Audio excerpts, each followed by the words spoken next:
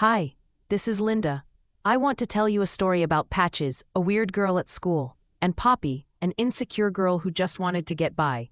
Their names are made up, but the story is true. Poppy was scared. It was her first day of going to a big new school. Every worry that was bouncing around in her head dropped down like a lump into her stomach.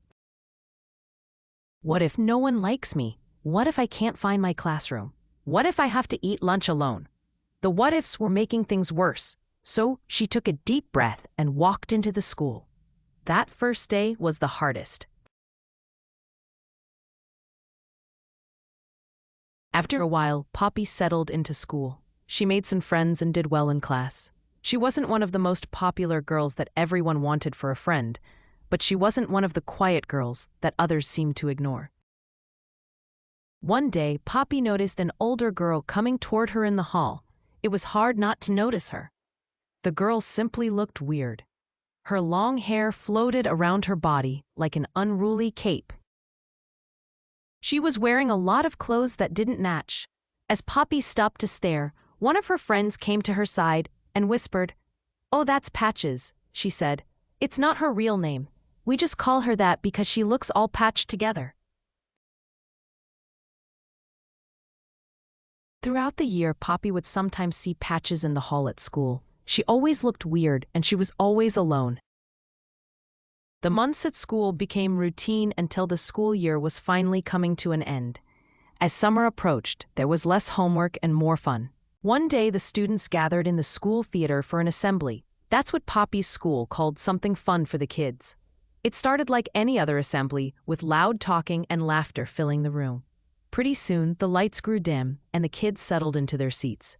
The stage was completely dark, with only one spotlight in the center. Then slowly and without introduction, Patches walked to the center spotlight and stood facing the audience with a musical instrument dangling from her hand. Poppy watched in silence and wondered what was going on. It was then that Patches lifted her violin and began to play. When Patches played, it was more than a sound. She took us on a musical journey of different emotions. It sounded sweet and sad all at the same time. When the tempo became faster, it felt like you were running through the woods. It felt free and fun. Then just as quickly, Patches took you to a quiet beach to hear the soft sound of waves on the shore. The kids listened in silence. No one looked around or giggled with their friends. The moment was too special. Poppy felt a tear run down her face when she remembered all of the cruel things the other girls said about Patches. And even though she didn't say those things herself, she listened in silent agreement and was sorry she didn't say anything nice about Patches to her friends. When she was done, Patches simply walked off the stage to the sound of exploding applause. She was the weird kid that didn't fit in, because fitting in didn't fit her. It is a brave thing to become who you are born to be. It is also a brave thing to celebrate the weird things in others that make them different. Poppy lives a little differently now. She tries to look for the treasure inside of each person she meets. It doesn't matter if the treasure chest is covered with jewels or weathered down from a storm. Each person has something inside that can give joy and happiness to someone else. Weird isn't bad. Weird is fun and funny and fine. The more Poppy celebrates the weird things in others, the more she is able to accept the weird things about herself. At first, it felt weird to be weird. Now, weird feels special. Weird feels normal. So if you feel weird at times, celebrate. Everyone feels like that sometimes. It means that God breathed into you something special that the world needs, and it is trying to get out. Look for the treasure in yourself, and then look for it in others. It will change your life and give you some wonderful new friends. I know this is a true story because I am Poppy.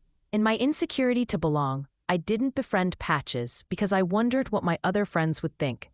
The day she played her violin, I saw my own weaknesses and she changed my life. For many years, I was frustrated because I didn't seem to fit in. That feeling came with me into adulthood. I remember crying and telling God many times that I was a square peg who couldn't find the round hole I fit into. One day, through tears, I heard, "You aren't a peg. That set me on the road to freedom. I remembered Patches, and she will never know how much she helped me that day. I began to relax and allow my inner self to surface. God helped me see my design and show me why He made me as I am. I hope this story brings you joy in your unique design. Thank you for watching and have a blessed day.